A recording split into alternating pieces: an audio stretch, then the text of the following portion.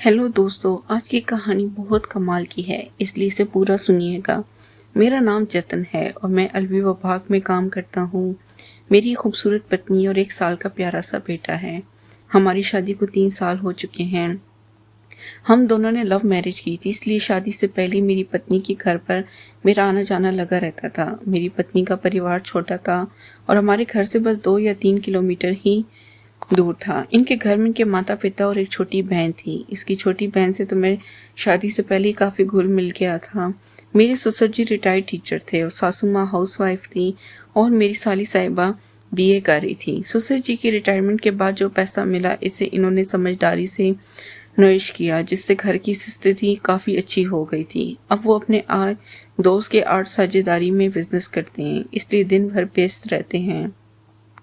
मैं भी एक अच्छी पोस्ट पर रेलवे विभाग में नौकरी करता हूँ। मेरी पत्नी भी इस भी बैंक में मैनेजर के पद पर नौकरी करती है। हमारे बेटे की देखभाल की जिम्मेदारी मेरी सासू माँ ने खुद ही उठा ली। क्योंकि हम दोनों ही नौकरी करते हैं तो हमारे बच्चे को संभालना थोड़ा मुश्किल हो जाता है।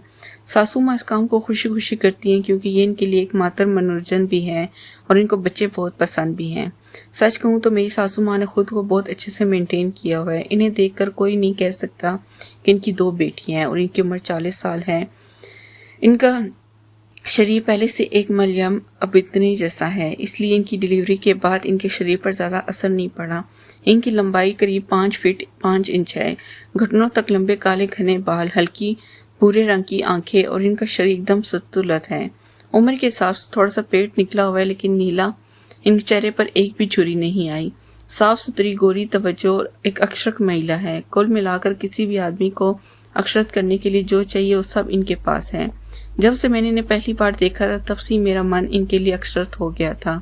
लेकिन समाज के नियम संस्कार और रिश्ते नाते सोचकर मैं अपने मन को समझा लेता था। शादी के बाद जब मेरा बेटा पैदा हुआ और पत्नी को 4 महीने बाद नौकरी ज्वाइन करनी पड़ी, तब से सासू माँ ने बेटे की देखभाल अपने हाथों में ले ली थी।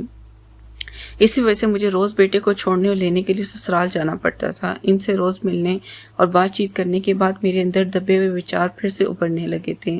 तब मैंने ठान लिया कि एक दिन इनसे अपनी मन की बात ज़रूर कहूँगा। कई दिनों तक मैंने कोशिश की, लेकिन हिम्मत नहीं जुटा पाया।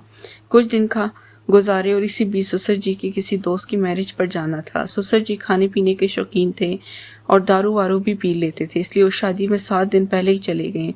ससुर जी शादी में कुछ ज़्यादा ही दारू ना पी ली, इसलिए सासू माँ ने ससुर जी का ख्याल रखने के लिए अपनी छोटी बेटी को भी साथ भेज दिया। घर में सासू माँ अकेली रह गई, इसलिए मैंने और मेरी पत्नी ने सोचा कि जब तक ससुर जी नहीं आते तब तक हम सासू माँ के घर ही रहेंगे। हम दोनों को ही नौकरी से शाम के 5 बजे छुट्टी हो जाती है, लेकिन मेरी ड्यूटी मेरे शहर में ही होने की वजह से मैं 5:30 पर ही घर आ जाता हूँ। लेकिन मेरी पत्नी की ड्यूटी शहर के दूसरे ब्लॉक में है, इसलिए वो वहाँ से 5:15 बस से शहर आ जाती हैं और मैं इनको बाइक से घर ले आता हूँ। आज हम घर में सिर्फ मैं और मेरा बेटा और मेरी सासू माँ रह गए थे। जब भी मैं अपने ससुराल से अपने बेटे को लेने जाता तो मैं वहाँ से चाय ज़रूर पीता था और चाय मेरी साली साहिबा बनाती थी।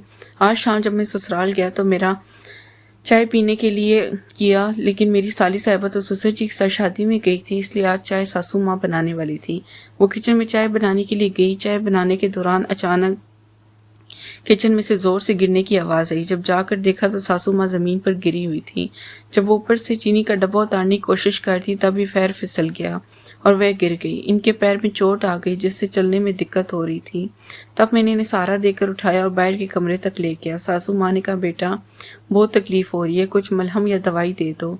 वह इस कमरे की अलमारी में सब कुछ रखा होगा। मैं अंदर गया और मलहम उठा कर ले आया। मैं अपनी सासू माँ के हाथों में दे दिए। इन्होंने मलहम अब तक हाथ में लिया और लगाने लगी। कुछ पल सोचने के बाद मैंने कहा, अगर आपको कोई परेशानी ना हो तो मैं लगा देता हूँ।